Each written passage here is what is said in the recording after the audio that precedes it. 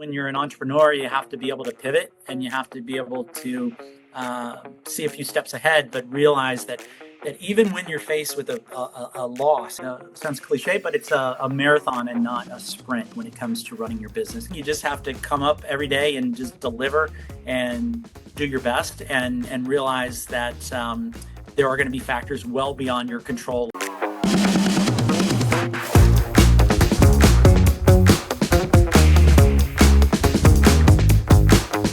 Okay, so it's a real pleasure to be joined today on But First Principles by Jonathan Rhudy of Rhudy and Company, Strategic Communications.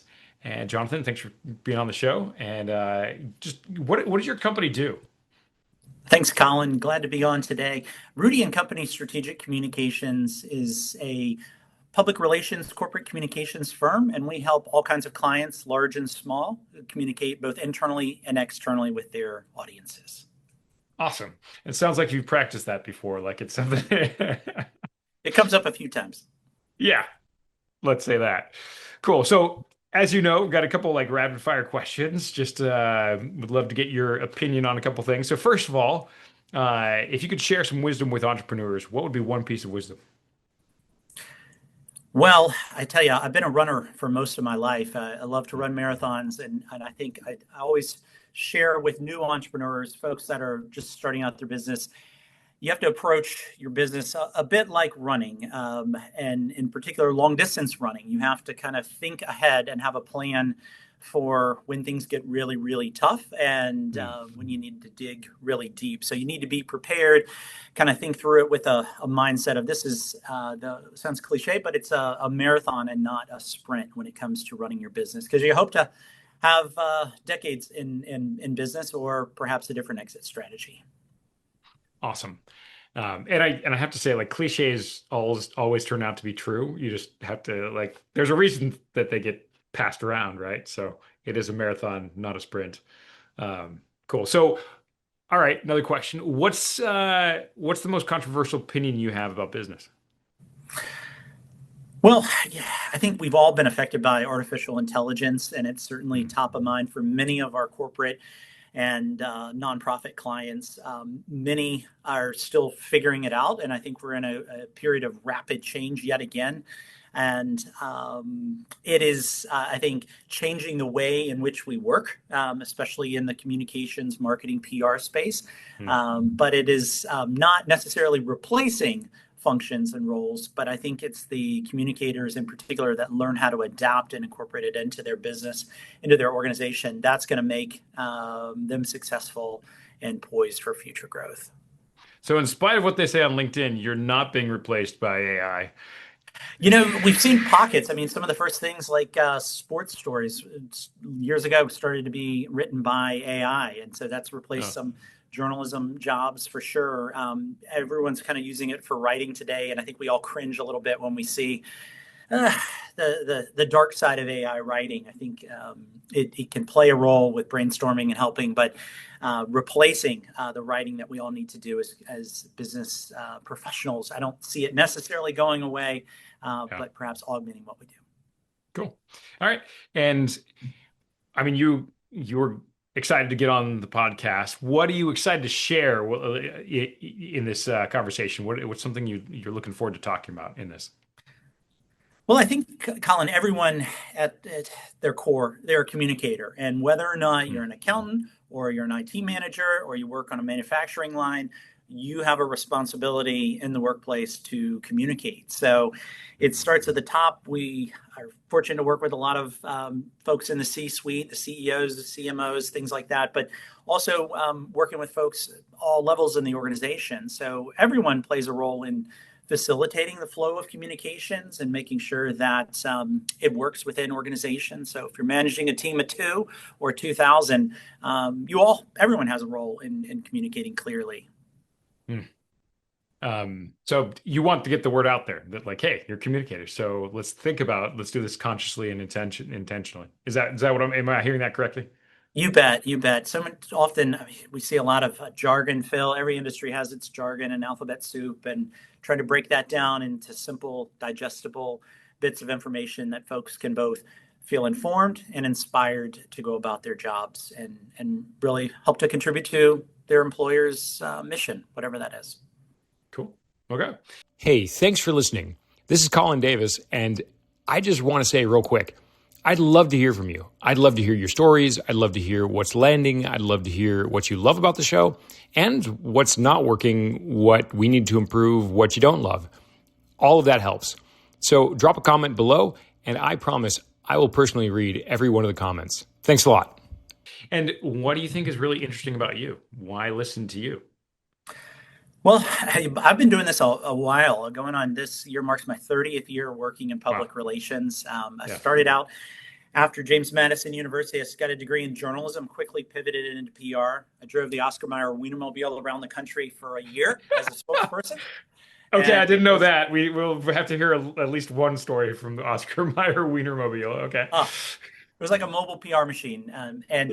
But from there, those experiences I had traveling across America and visiting hundreds of communities on behalf of the company really created a great foundation for me in my career in PR. And since then, I've worked for a few Fortune 500 companies, but I've spent most of my career at an agency that is now Padilla, a large agency. It's much smaller when my wife and business partner, Michelle, and I both worked there. But for the past about 22 years, I've worked with my wife and business partner and a great team at Rhudy and Company, Strategic Communications in Carytown. So I've seen a lot of stuff. I've been fortunate to consult and work with a wide variety of clients, both ones starting out and Fortune 500. So found a lot of joy in that in my career. Yeah. Well, you had me at the Oscar Mayer Wienermobile, so that was good. I mean, that's interesting. Okay, and so accomplishments. What are you really proud of? What's some accomplishment that you feel like isn't really noteworthy? Well, I think 30 years in any profession is really a good go of it. And still going. Certainly, I think it's been one of reinventing myself during the past 3 decades. The core, some of the skill sets are very similar, but the evolution, continuing to learn new things, just like where we are now with artificial intelligence to advances with social media and the like, but really just the shifting tide that any industry has. I think very proud of that. And most recently, my wife and I are not only launching this business where we've almost launched 3 of our daughters into the world. And so there's great deal of pride there. We just have one at home now as a high school senior, but it's been great. And I love what I do.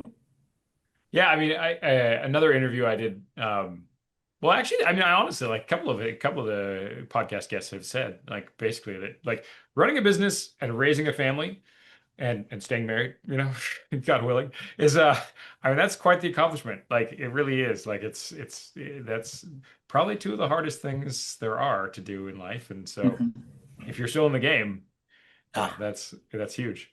So. Yeah. Oh, well, thanks. It really, I think there are a lot of parallels, and I think anyone who has children or finding that balance to just be the best parent that you can and show up in meaningful ways. And I'm really grateful that being an entrepreneur has allowed me to do that. It's been a lot of longer nights and weekends and things like that, but really just being able to be there for our daughters and our family, and that to me, everything else has been kind of a happy accident with the business, so, with some planning along the way. Right. Not all accidental. You are a planner. So, all right. What along those lines, what do you want to be known for at the end of your life? I would say, golly, that's always a tough question. Yeah, right. I really just someone who cared and who tried to make a difference in his community, and that has come for me through some of the work that I've done to help with the Richmond community, through supporting my daughters and their nonprofits that they've started, and really leaving a legacy. Because whether you're in a big city or small city, I think Richmond's a good mid-sized city, and I feel like I've been able to bring about some positive changes here in the Richmond area, both kind of publicly and privately. So that's awesome. Okay, cool. So somebody really cared, had an impact in your city, and yeah, it's good. Cool. Well, all right, then we'll switch gears, be a little bit more conversational here. I just love like if you share with your guests with our guests, um, what um, just what your background is, who you are, like where'd you grow up, where'd you go to school, what was your career like, in yeah, in kind of a nutshell. You bet. Well, I was fortunate, I grew up in Richmond here, and growing up, I kind of had an entrepreneurial bug. I was delivering the afternoon newspapers in middle school and running a lawn mowing business and selling whatever, greeting cards and seeds, whatever I could find. So I always kind of had a Interesting. Yeah. little bit of an entrepreneurial hustle. And I Did you get realized, that from was that from your parents at all, or was that just that was just you had an itch? my mother was a social worker, my father was a traffic engineer, so I kind of Oh, wow. saw what they did and in terms of just making Richmond a better place. But I don't know, I was just always kind of drawn to Yep. seizing opportunity and finding a niche and meeting a need. And so much of what I learned, even on the newspaper route, is like 12 years old. I mean, can't do that anymore. They don't even have Yeah. really newspaper routes for kids and hardly have newspapers anymore. But it was like running a small business, and you'd have to deal with neighbors that wouldn't want to pay you, and you'd have to figure out how to be persistent and get paid. And it was just a lot of opportunity there. And I think that laid the foundation for me to ultimately kind of control my own destiny along with my wife and Mhm. business partner. My wife's mother was a hairdresser, and she saw it firsthand, Mhm. the hustle that her mother had running a beauty shop out of the home. And Mhm. I think the life experiences we have from our parents and relatives, you kind of pick up on and subconsciously kind of incorporate it into your life in some Absolutely. ways that we don't always Yeah. know at the time.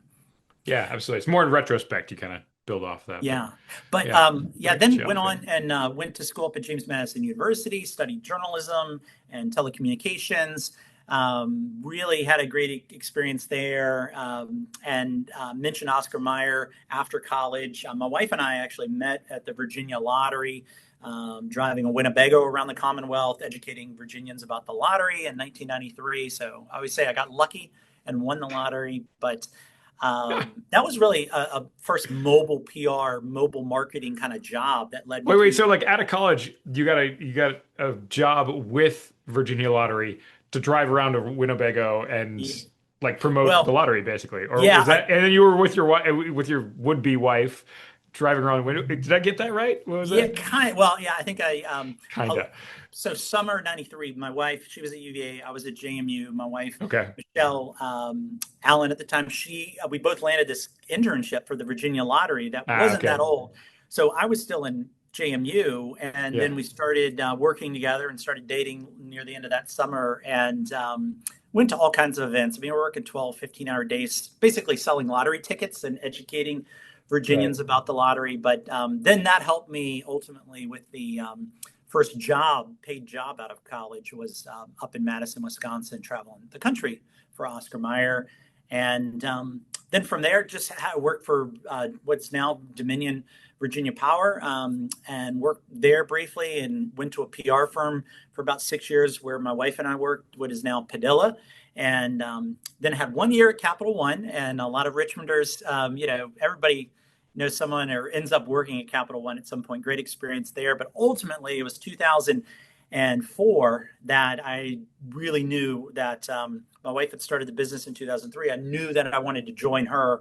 Hmm. So I did that after my kind of non-compete expired with our old PR firm. So, and it's been together at Rhudy and Company ever since then. So. Wow. So I do want to, I want to, and thank you. And I also appreciate your patience with me interrupting you. You were trying to give like the sweep, and that was great. That kind of the story arc, the history. Um, but I want to drill in a little bit. Just PR. What is PR? What are maybe some principles even? Um, and just a little bit of color on that, where the question is coming from. Like I worked with churches, right? Mhm. And like sometimes there'd be scandals or whatever that um I mean obviously when there's scandals there's a lot of hurt that's around that, right? And there's also a lot of news that just like it gets really sensationalized, and a lot of people really kind of feed off that like sharks, and I knew some PR professionals who would help in a good way to craft a narrative so that it wasn't just this like media circus. So I mean, I've kind of got something of a personal relationship with PR in that sense. Some of the institutions I knew or worked with, and I think that like marketing can be marketing is a larger thing, right? Hmm. Marketing can be incredibly powerful. Um, just to move people, right? So I don't know. I think it's incredibly important, powerful thing. But for you, what does PR mean? What's it about? What's it, like what drives it? Sure. Well, yeah, so often, I think a lot of people equate public relations strictly with media relations and now social media. Okay. So it's Okay. keeping a client in or out of the news, depending on what Right. the story or Yeah. topic is. And of course, the layering in of social media now has made that even more complex, for sure. And I think we've all seen there are a lot of situations where an issue arises on social media that then makes it into the mainstream media. I mean, that happens just constantly, 24 Right. hours a day.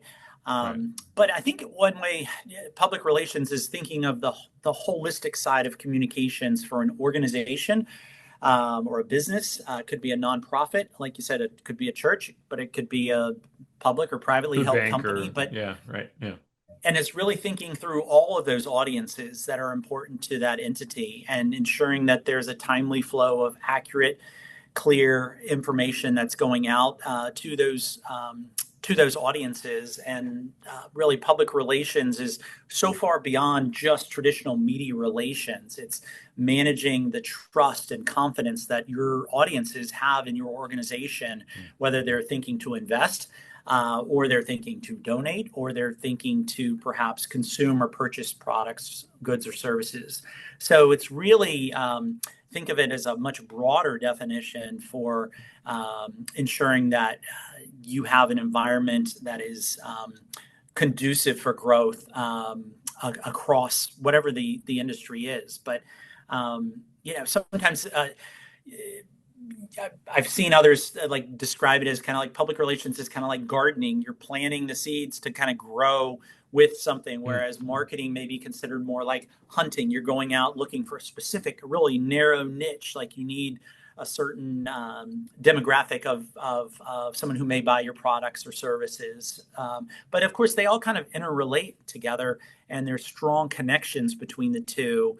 And they must be, because marketing will influence the public relations function, for really any organization. And sometimes, depending on the size, it's all rolled into one role, and somebody has to Sure. kind of have like a lot of different hats that they have to wear to help an organization, whether they're internal or external to it. Yeah. Um, and again, kind of focusing a little bit on I usually speak more about like the business side of things, but this is more like your craft, right? So if I can drill in Mhm. just a little bit on the craft, um, like for small businesses, right? Especially if there's a very small team, there's Mhm. not like a department or there's not, a team of, marketing or whatever, Mhm. right? Um, what can small businesses do to be thinking about public relations and benefit from like a public relations approach, right? Well, I think it all so often I'll get a call. Somebody wants to, let's just start with tactics. So we need to get a news release out, or we need to create a brochure, or we want to try to get someone on television, or get them in a speaking event at a big conference or something like that. And then it's like, yeah, well, the tactics are just one part of it, but you have to step back and really sit and look at the entire flow of communications to see, is this the best channel? Is this the Mm. best approach Yeah, to get to the end goal that you want? And so oftentimes, I mean, that's a lot of what we'll we'll talk with our clients and pause and say, all right, well, you know what, we really need to start with a plan, even if it's a short-term plan. Ideally, having that long-term plan. I mean, really, it's the blueprint for communications. That if you're a small organization, you can do it very nimbly, and you don't have a lot of cooks in the kitchen, and folks. Ultimately, your internal stakeholders might be a very short list. Much larger entity, complex sort of matrixed organization, you may have a lot of folks that want to have input into that. But small businesses, I think it can be as simple as pausing to really think about your audiences, your message, and what channels you want to use and can use to get the word out about what you're doing. Interesting. Yeah. I mean, and that totally, jives with just my approach with coaching, right? I mean, because ultimately you want to build systems, which, I'd say like something like think about it like a flywheel. It takes a lot of effort to get it going, but once it gets going, it's fairly well self-perpetuating. And the way that I usually think about it is leadership itself is a kind of system where you're, casting a vision, creating a strategic plan, communicating that throughout the organization, creating a culture, right? Mm-hmm. Sales and marketing that brings, customers in, that's and PR as well, in that large, bucket, right? Um, that you need to create a system around that, and there needs to be a strategy behind it. Then operations as well, delivering the value, and then finance, Mm-hmm. and then improvements, like R&D kind of thing. Um, that's usually when I'm thinking about a business and working with a business owner. There's just sort of five big areas: leadership, sales and marketing, operations, finance, and improvement, right? And the idea is to get them going as a system, Mm-hmm. so that again, what you're saying is, yeah, there's tactics. You might want to get a press release. You want to get on TV, but there should be a larger strategy and even a system to back it up so that it can be fruitful. It's more like farming than just hunting or, one-off kind of thing.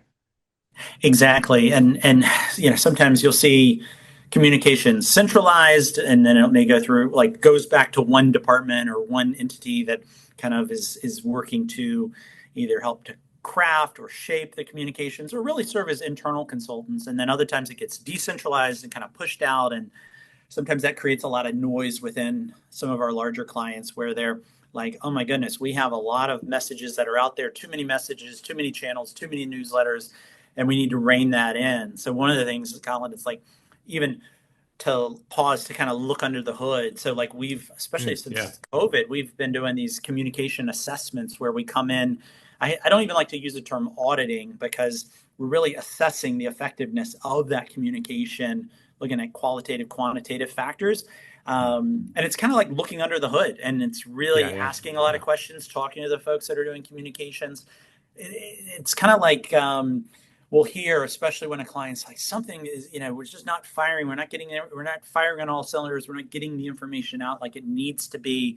And so as outsiders, as third party consultants, it's amazing what our clients will tell us. I mean, there's a lot of trust there. There's even maintaining confidentiality.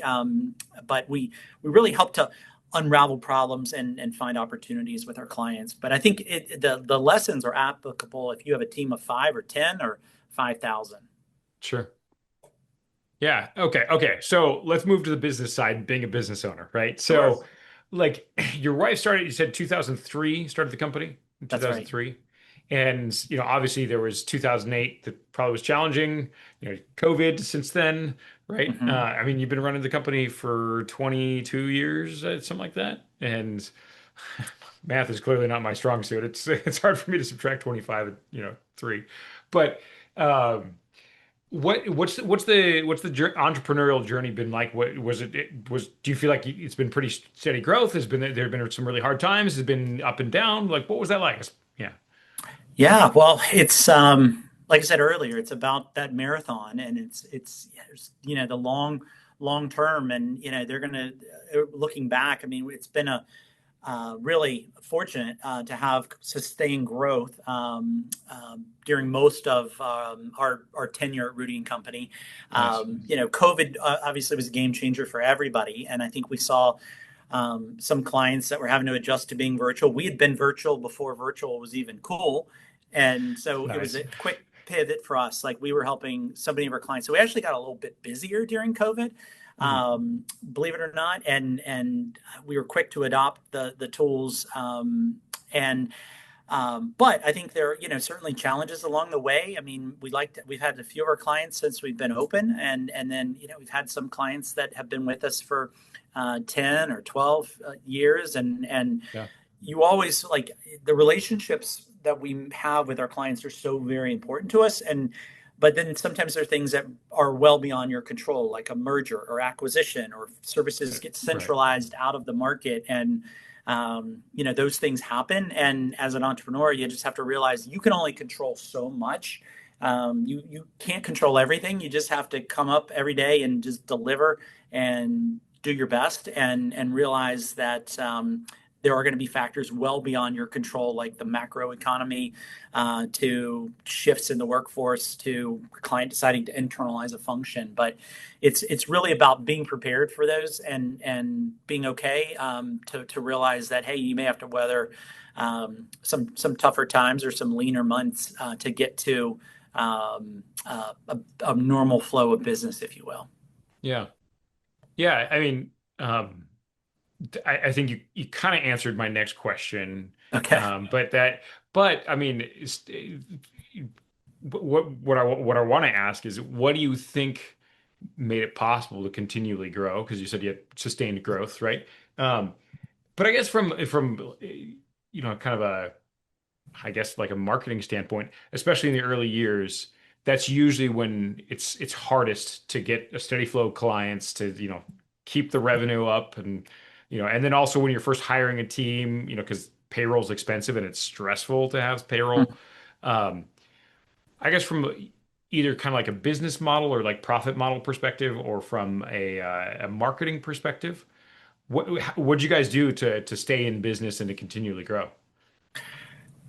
Well, the especially in the early years, it was one project almost over delivering. So I'll give you a quick tip. Mm, Like, one of the things might be like, well, we had a X budget for one client's project, but we purposely decided, you know what, we're going to invest more and deliver more on that project, mm, and just in some cases, eat a little bit of our time, our costs for that, because we wanted to just deliver the best yeah. work that we could, and that would inevitably lead to, oh, well, you guys helped us with that, can you also help us with this corporate responsibility report we have to do, or could you help us with this media event that we want to do, or we're having problems with employee engagement, we know that it's really low, and employees aren't feeling great about where they're working right now, we know it can be improved, what can you all do? So we did a lot of active listening and a lot of investing in those relationships, and so, and oftentimes our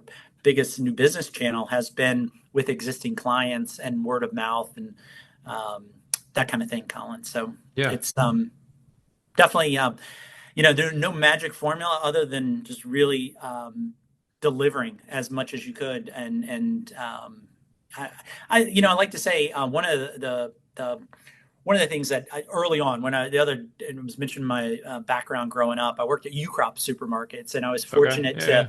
to meet Bobby Ucrop, who everyone in Richmond sort of knows, I think, or knows of, because Reveres. Yeah. Right. and so I was a bagger at one of his stores, and I got a chance to meet him early on when I was working there, as he brought in every associate, and then later in my career, we kind of got a call out of the blue to, hey, can you help Ucrop supermarkets? And that was amazing. I mean, that was very early on in our company, and that Mm. I'm not quite sure how that even happened, but we were able to help them for many years until they sold their business, and for many years it was just, I mean, that was such a important client for us, like all of our clients, but it led to other things because of someone had found out we were doing the media relations, for example, for Ucrop's Yeah. supermarkets, which is now, Ucrop's Home Style Foods. So, still friends with them, but that it was a very important inflection point early on in our business. Yeah. I mean, and you're saying there's no magic formula. I'm always looking for, I mean, that's really the purpose of the podcast, looking for the principles, like the things that like are the commonalities, that, like again and again, and that's part of the reason to actually do these interviews on this podcast is like you start to see common themes, right? So over delivering or really adding value, really wanting, I mean, it's so cliche, but like customer service, right? I mean, like really over delivering, really caring, really, being able to suck it up sometimes when I mean, either like just being humble or like literally expenses, right? So you can deliver and do a great job. That's on one side, sort of like a values perspective, but also I think certain business models, I think a great um, phrase is you can't out hustle a bad business model, right? So, your skill set and the business is built around helping companies with, external and internal communication, kind of by its nature creates opportunities to be applied in a lot of different ways within the same company, right? Because you're saying like the same, some of your best customers are internal, like that it's the same clients with new needs, right? Mhm. And, all things being equal, if you're an entrepreneur and you're looking for some kind of business, frankly, I think that's the kind of business to look for, is like where you have a skill set that can be applied in a lot of different areas of a business and scale with a business as well. So I don't know, that was kind of long-winded, but I mean, do you say that's fair? That's a fair assessment? Yeah, I would. I think it really comes down to whether you have a product or service. Like ours is a service business, Yeah. and so much of it is listening to your customers, finding out where their pain points are. And each client engagement, we have to realize you have to be very fluid to go with where the clients need assistance. And sometimes it's a really narrow niche, and you have to be true to yourself to say, oh, well, that's in our wheelhouse. We definitely have that expertise. Or no, we don't. We can partner with someone who could. Or I think the other thing that entrepreneurs, I think, fall guilty of is saying they can do everything. And some of the best decisions we've made have been to say, you know what, that is not necessarily in our core competency. Let me connect you with a few folks that I know in our network who could perhaps help you. And man, that comes back to you. But because I think you just have to be true to who you are and what you're capable of doing and your team. And when you're not, when you get into that really squishy space, that's where either a project doesn't go as well, the client's not pleased, and I think a lot of entrepreneurs, especially early on, are so willing to just take whatever and jump into it and not thinking through the long term Yeah. ramifications. Again, the marathon that like this, if you can be true, the like have integrity and really be able to say no, even though it seems like a good opportunity, but like you're not going to be able to serve well. Long term, that's going to serve much better. It'll come back to you. And that's the long view. That's the marathon view. That's not the sprint. Exactly. Yeah. Yeah. Um, okay, so could you talk about like a really challenging moment that like you've gotten through that like was and this is probably my favorite question, really what's it really like to be an entrepreneur, right? I mean, there's some tough moments. So like can you share with us some story from a tough moment that you've gotten through as a business owner? You bet. I mean, there's always a challenge, challenges that are out there for sure. And I would say, going back to the U Crops example, so it was Mm. 2009, and there was a flurry of activity and a lot of media interest about the company because it had been this great Richmond institution. So many thousands of Richmonders had worked there, like me. I mean, that was my plan to Yeah. retire one day and bag groceries and take them out to people's cars just to, and it was a very when this decision came for the sale, like that was tough for us. I mean, they weren't our biggest client, but in many ways we were so emotionally connected, and Mm. and it had been a part of our story at Rhudy and Company, and it was just a sad period immediately after the sale, and we kind of Huh. knew it was coming, and but still, when you lose a client, Yeah. it is tough, and you're in business long enough. I mean, we're going on almost 25 years in business, and we've lost some clients over the years, and sometimes it's been, like I mentioned earlier, like it could be like a merger, and things get centralized out of state, for example, or um, everyone you've worked with has either transitioned out of the organization, and so um, yeah. But I think it's really just being okay with that and realizing, like at the time in 2009, early 2010. I mean, that was like 7 years into our business. We thought, oh, what are we going to do? Well, we just put our head down and started Mm. connecting with our clients and with prospects, and word kind of spread a little bit that we were looking for work and we had opportunity, and we were able to shortly thereafter land a very large healthcare client, and that became like, wow, like almost more work than we could handle at one point in time, and was a big part of our story for many years. But it's kind of like when you have a friend who loses a job, and you're like, what do you say to him or her? And it again, it almost sounds cliche, but it's like where one door opens or closes, another door opens. And I think when you're an entrepreneur, you have to be able to pivot and you have to be able to see a few steps ahead, but realize that even when you're faced with a loss, either a financial Yeah. loss or a loss of a client or a loss of a teammate, that you just have to rally and you have to get back out there and you can't let it get you down and just do what you believe and know that you can do. And in that case, when we've had that happen a few other times in our career at Rhudy and Company, we've been able to just rally and sometimes it just takes that positive outlook and also being out there hustling and trying to make connections and finding the opportunities that feel right for your organization. Yeah. Yeah. I mean, there's a lot of things out of your control. And sometimes, I mean, do you feel like you've ever, and this is purely up to your discretion how you want to answer this, but do you feel like there's ever been a moment where like you really screwed up? I mean, frankly, and you're just like, ugh, and and maybe, lost a client or maybe you didn't, but you just felt like, uh, felt like you messed up, especially as like a PR person, you're helping people to put their best foot forward, their best, face on, right? And how did that affect you? If that's, if you feel like you can share one of those stories.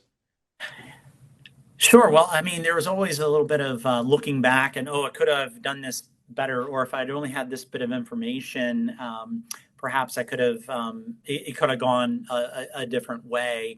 I think sometimes you'll kind of sense early on how things are gelling with a client, and you just have to be able to be open to feedback and wanting to just truly understand at all points throughout a project how they're feeling about the project and what's working well. I was trying to think, like sometimes it can be a really like even a very like a tactical thing. I mean, we're not printing as much for clients anymore, but we have Okay.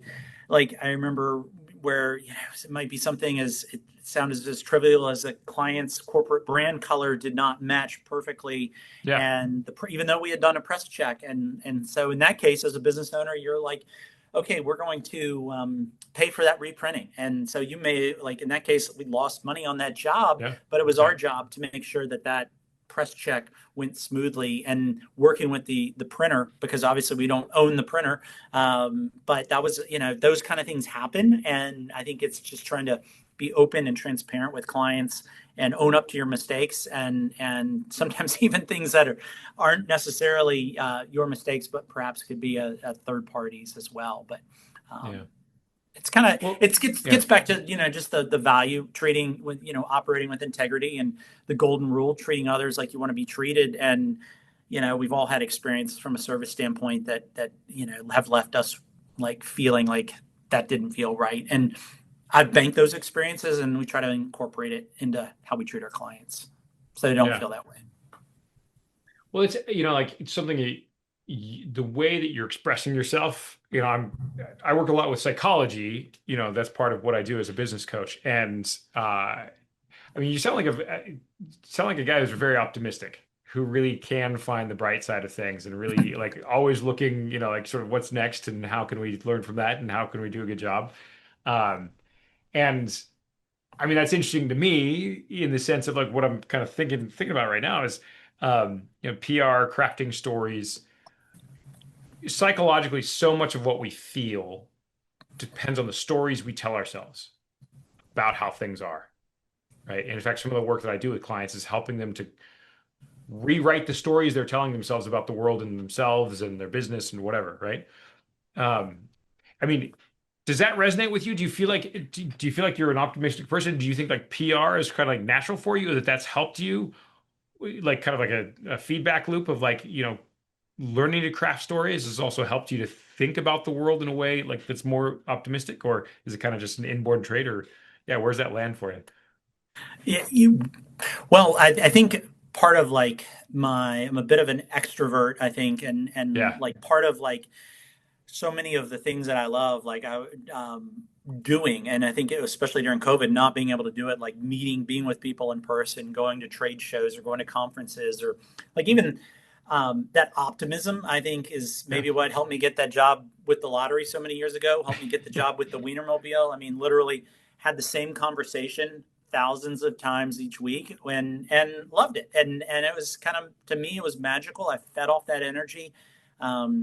This weekend we were in Carytown, not too far from our office. One of my daughters was coordinating a Cookies for Kids Cancer pediatric bake sale, and it was like Cool. 4 hours of just me interacting with the public and talking. And I think that's not for everyone. Some people, it's like, oh, I can't do that. And I'm the kind of guy, I'm going to talk to anybody, and I do see a great deal of optimism in how I kind of show up and realize that really I think anything is possible.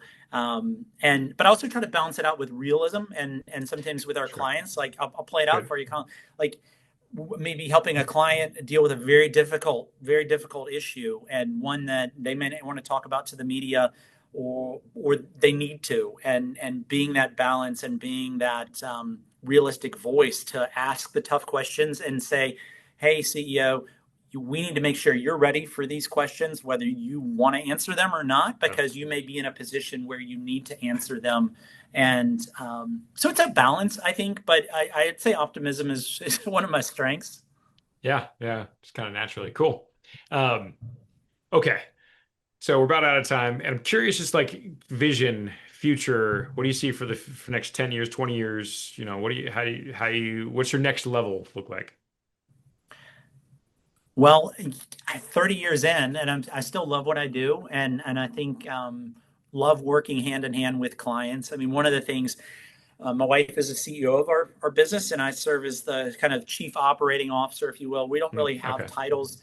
We're Sure. both partners in the business, but it's it's continuing to evolve, and I could see myself continuing to consult with clients and just really enjoy that. I think I mentioned soon to have an empty nest, and traveling's been a big part of my family's story, seeing the world, and you've seen the world as a missionary. It sounds like you're in your mission work, Yeah. and I'm curious about that. And Richmond's a wonderful place. I think it'll always have a bit of a home here, but I might be exploring a little bit more and perhaps finding opportunities around the globe. I'm not sure. So Yeah. I'm open to that. I really love the travel part. And I think Rhudy and Company will continue in some way, at least for the foreseeable future. Yeah. So you guys aren't, and not again, whatever you're comfortable, speaking about, like you don't have plans to sell or to you know, pass it on, or I mean, for now it's going to operate as it is. I think so. A lot Yeah. of times it's kind of like, well, what's the long-term plan? And you Right. talk to Right. family-run businesses, and sometimes they don't make it past that second or third generation. And I think Right. if I mentioned I have three daughters, and they're maybe, I don't know, maybe one of them might be interested in getting involved. One of them is working with one of our clients now, one of our daughters, and that's like cool. That's like just excites me so much. But Yeah. Yeah. she may want to go out and do other things, and that's wonderful as well. So I think we'll kind of see what the future holds. And again, but I'm optimistic about it. Yeah. Naturally. Cool. Very cool. So, all right. If people want to get in touch with you, how do they do that? And who do you want to connect with? Well, LinkedIn, I have like fallen in love with LinkedIn. I think I've learned so much, and the connections. I almost get to the point where if I'm going to meet with somebody, I want to see their LinkedIn, like somebody new I'm going to spend Yeah. some time with on Teams or in person. But yeah, LinkedIn is a great way. It's Jonathan Rhudy, Rhudy. I think I'm probably one of the only ones in there with that name. And of course, our website, rhudy.biz, rhudy.biz. But we're in Carytown, and yeah, I'd love to just connect with anyone who has communication needs or they're a fellow communicator. And I've been spending a lot of time, Colin, helping my fellow communicators think about careers, whether they're just starting out or they're trying to make a transition. So I'm always connecting people with jobs and communications when I hear about them and that kind of thing. It's kind of like just paying it forward. And I encourage everybody to do that. But enjoy Yeah. the time here today with you, Colin. Love what you're Yeah. doing. Yeah, well, I really appreciate it. And I feel like we could get a lot deeper with a lot I mean, I don't know. I feel like I always say this too, but like the time that we've got, I feel like I only scratched the surface, but I mean, it's really good to hear from you, Jonathan, and, hear some of your stories and get to know you and share some of your wisdom. So really enjoy it. Wonderful. Well, thanks so much. I encourage everyone to subscribe to your podcast. It's on my list now. Excellent. Yeah, I appreciate that. I hope you enjoyed the show. Thanks for listening. This is Colin Davis signing out. And remember, we're here to help you on your journey as an entrepreneur at But First Principle.